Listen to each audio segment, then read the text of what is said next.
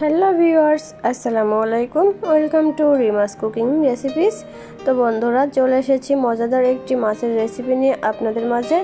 তো আমাদের বাসায় মেহমান আসলে বা অনুষ্ঠানে কিন্তু আমরা এই ধরনের মাছের রেসিপি করে থাকি। তো আজকে আমি ভেটকি মাছের কালিয়া রান্না করে দেখাবো। আর এই ভেটকি মাছের কালিয়াটা খুব সহজ এবং অল্প মশলা দিয়ে কিন্তু তৈরি করা যায়। তো দেখুন কত সুন্দর হয়েছে আমার এই ভেটকি মাছের কালিয়াটা, দেখতে মাশাআল্লাহ অসাধারণ হয়েছিল। তো চলুন কথা না বাড়িয়ে মূল রেসিপিতে চলে যায়। তো এর জন্য এখানে আমি নিয়ে নিয়েছি ভেটকি মাছ। আর এই ভেটকি মাছের আর একটা নাম আছে কিন্তু কোরাল মাছ। অনেকে কোরাল মাছ হিসেবে চেনেন, অনেকে ভেটকি মাছ নামেও চিনেন। তো অঞ্চলভেদে বিভিন্ন নামে পরিচিত।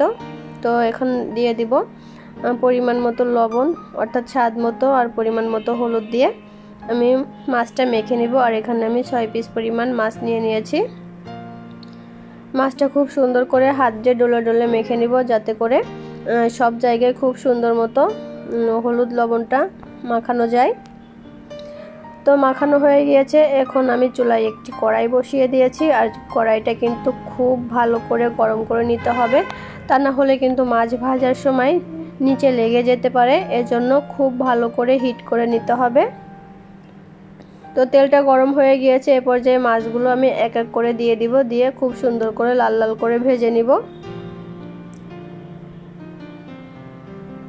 তো আমার ভিডিওটি যদি আপনাদের কাছে ভালো লেগে থাকে, অবশ্যই আমার চ্যানেলটি সাবস্ক্রাইব করে দিবেন এবং পাশে থাকা বেল আইকনটি প্রেস করে অল অপশন ক্লিক করে দিবেন। এতে করে আমি যখনই কোনো নতুন ভিডিও আপলোড করব, সঙ্গে সঙ্গেই কিন্তু নোটিফিকেশন পেয়ে যাবেন। আর যারা ফেসবুক পেজ থেকে দেখছেন, আমার পেজটা ফলো করে দিবেন, লাইক দিবেন, আর ভালো লাগলে একটু শেয়ার করে দিবেন। আপনাদের কাছে অনুরোধ রইল।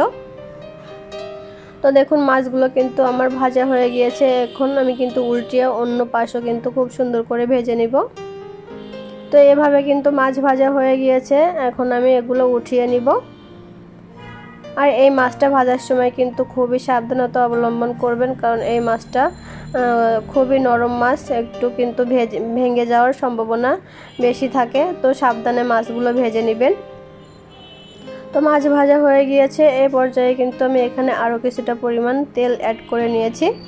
আর ওই তেলের ভিতরে দিয়ে দিব 2 টেবিল চামচ পরিমাণ পেঁয়াজ বাটা, 1 চা চামচ পরিমাণ রসুন বাটা, 1/2 চা চামচ পরিমাণ আদা বাটা, 1 চা চামচ পরিমাণ লবণ অর্থাৎ স্বাদ মতো, দিয়ে দিয়েছি 1 চা চামচ পরিমাণ হলুদের গুঁড়া, আর 2 চা চামচ পরিমাণ শুকনা মরিচের গুঁড়া।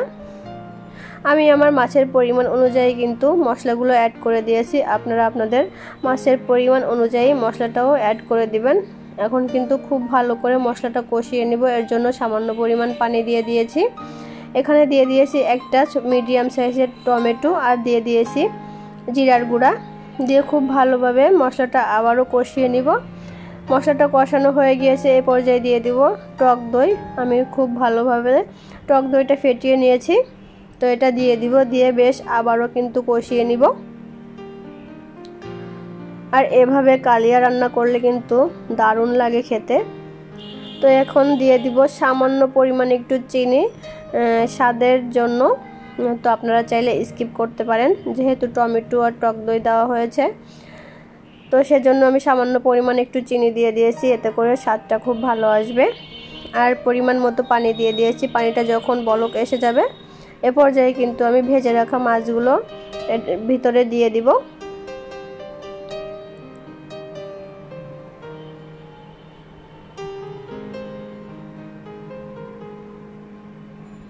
তো মাছগুলো কিন্তু দিয়ে দিয়েছি।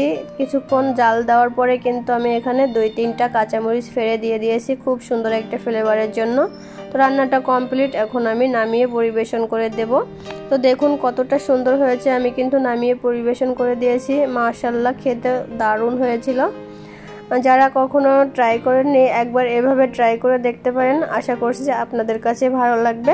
আর আমার ভিডিওটি যদি আপনাদের কাছে ভালো লেগে থাকে, অবশ্যই কমেন্টস করে জানাবেন। আর বন্ধুরা, লাইক দিতে কিন্তু একদমই ভুলবেন না, কারণ আপনাদের একটা লাইকের কমেন্টস আমাকে অনেক বেশি উৎসাহিত করে।